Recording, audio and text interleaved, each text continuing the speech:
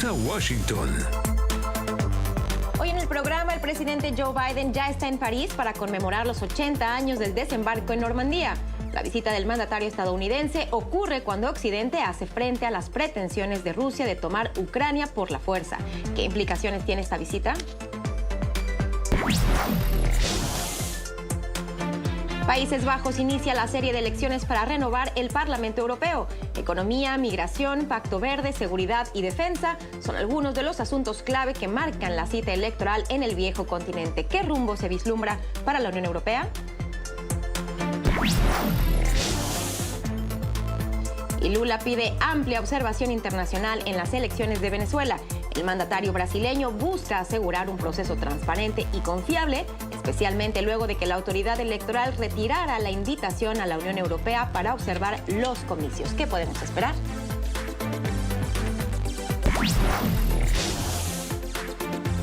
Estos y otros temas de la actualidad nacional e internacional los estaremos analizando esta mañana aquí en Club de Prensa. Yo soy Paulina Chávez y les doy la bienvenida a esta nueva edición aquí desde Washington, D.C., el espacio en donde analizamos los temas más relevantes de la actualidad internacional con los mejores periodistas, corresponsales y analistas desde Washington y el resto del mundo. Hoy me acompañan aquí en el estudio, tenemos una mesa de lujo con Antonio de la Cruz, analista político e investigador no residente del Centro de Estudios Estratégicos e Internacionales, y también está Juan Carlos Hidalgo, analista político internacional. Vamos ahora al Reino Unido. Usted lo sabe, aquí lo hemos comentado, se han convocado elecciones anticipadas para el próximo 4 de julio y han habido novedades importantes en las últimas horas.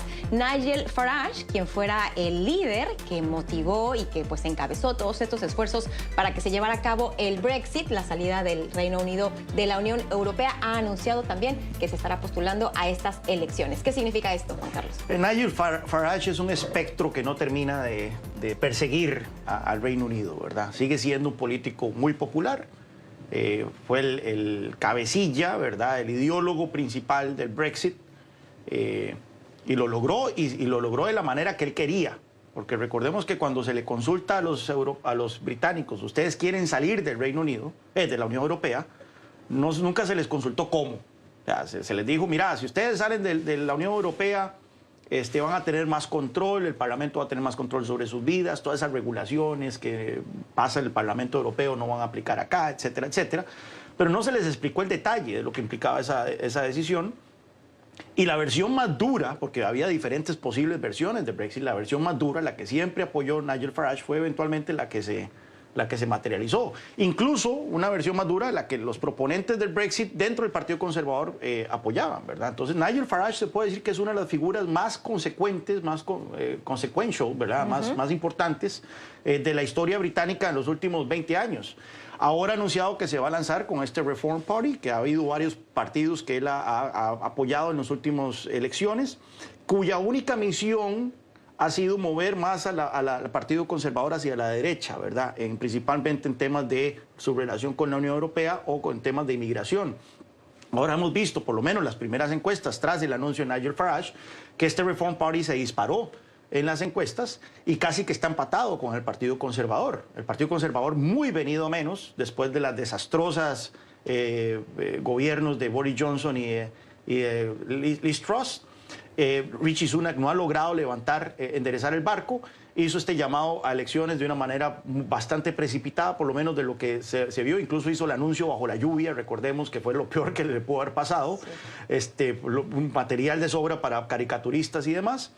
Y las encuestas señalan que el Partido Laborista cuenta con una ventaja de más de 20 puntos sobre el Partido Conservador, lo cual augura una derrota para el Partido Conservador todavía más grande de la que sufrieron en 1997 con Tony Blair. Entonces, incluso se especula que podría haber un escenario donde los conservadores pierdan su condición como la oposición oficial al gobierno. Eso quiere decir que otro partido tendría más escaños que los conservadores. Se habla del Partido Liberal Demócrata o hasta el mismo Reform Party, aunque el sistema británico, que es que usted tiene que ganar su distrito, no es un sistema de representación proporcional, hace que el Reform Party la tenga más difícil, ¿verdad?, para ganar escaños. Es probable que entonces los conservadores todavía se mantengan como la oposición oficial, pero con un nivel de escaños muy disminuido una de sus peores derrotas históricas probablemente, si no la más. Se veía de todas formas como una batalla muy cuesta arriba para Rishi Sunak, pero pues bueno, ahora con este anuncio sin lugar a dudas la tendrá todavía más difícil. Así es.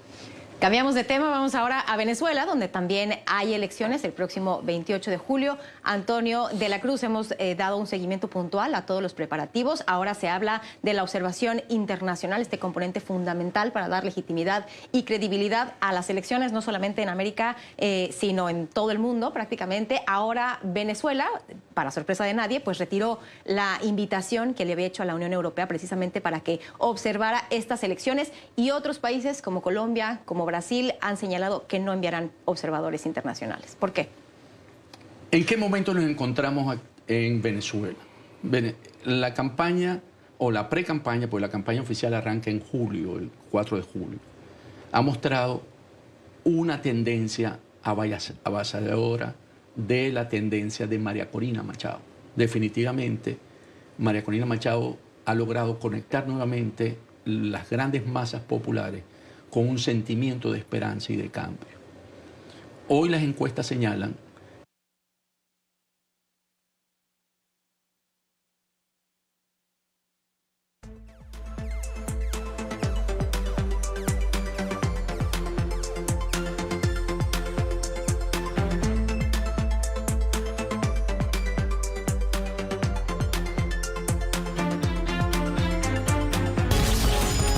Regresamos con Club de Prensa Washington por NTN 24, el canal de las Américas.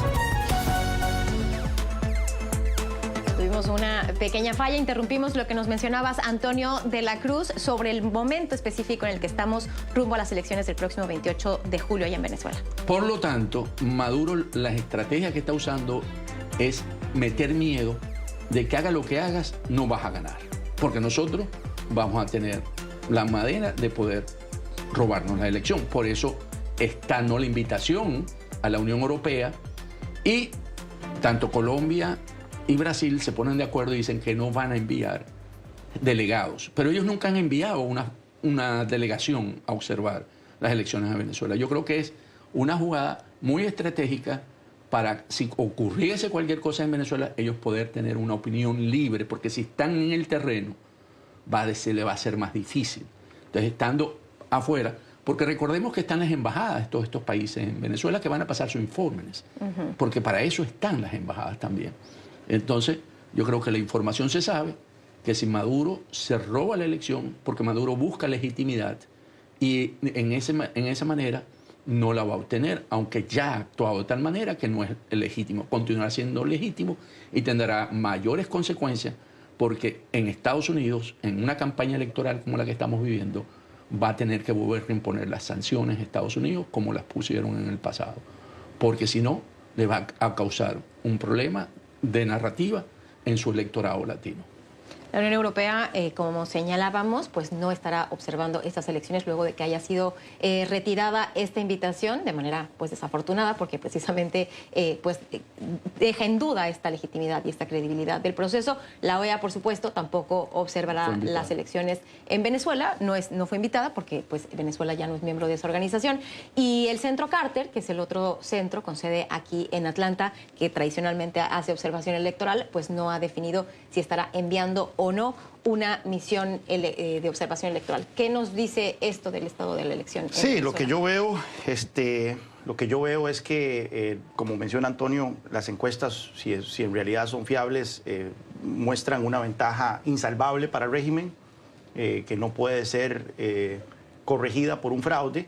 Lo que más probablemente ocurra es que esa noche lleguemos al final del cierre de las urnas y haya un apagón por varias horas o hasta por días en la entrega de resultados, y luego el régimen saldrá con algo.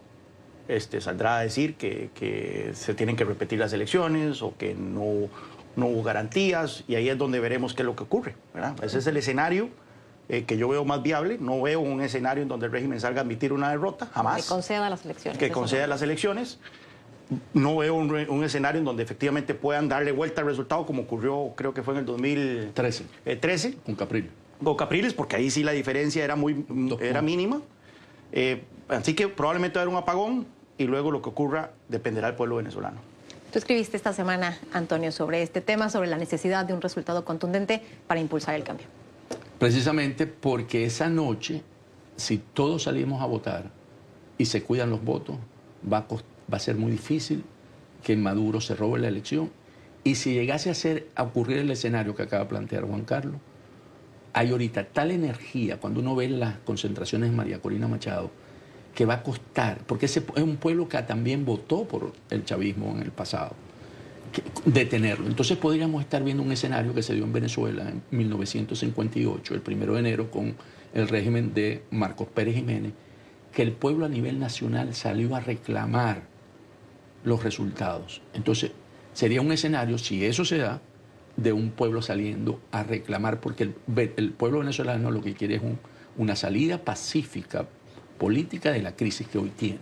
No cree en una salida violenta. Entonces, yo pienso que para el régimen avanzar en una manera de ignorar ese cambio que hoy se quiere en Venezuela, los costos van a ser de salida muy altos. Muy bien. Pues ahí tiene el análisis de estas elecciones que sin duda están generando pues mucha atención, no solamente aquí en los Estados Unidos, sino en todo el continente. Son el próximo 28 de julio. Los venezolanos están convocados a las urnas y, por supuesto, como siempre, hacemos en este espacio la invitación es para todos aquellos ciudadanos que están en condición de votar en aquellos lugares en donde se llevan a cabo elecciones, que participen, que utilicen esa oportunidad para hacer escuchar su voz. No desaproveche esa oportunidad de contribuir a la democracia. Y con esto llegamos al final de esta emisión aquí en Club de Prensa, esta mañana aquí en Washington, D.C. Hoy me acompañó aquí en el estudio Antonio de la Cruz. Él es analista político e investigador no residente del Centro de Estudios Estratégicos e Internacionales, y Juan Carlos Hidalgo, analista político internacional. El agradecimiento, por supuesto, para ellos, pero sobre todo para usted, por su compañía, por su atención, por haber estado con nosotros esta mañana aquí en Club de Prensa. Yo soy Paulina Chávez y lo espero en una próxima emisión. Que tenga un excelente día. Hasta pronto.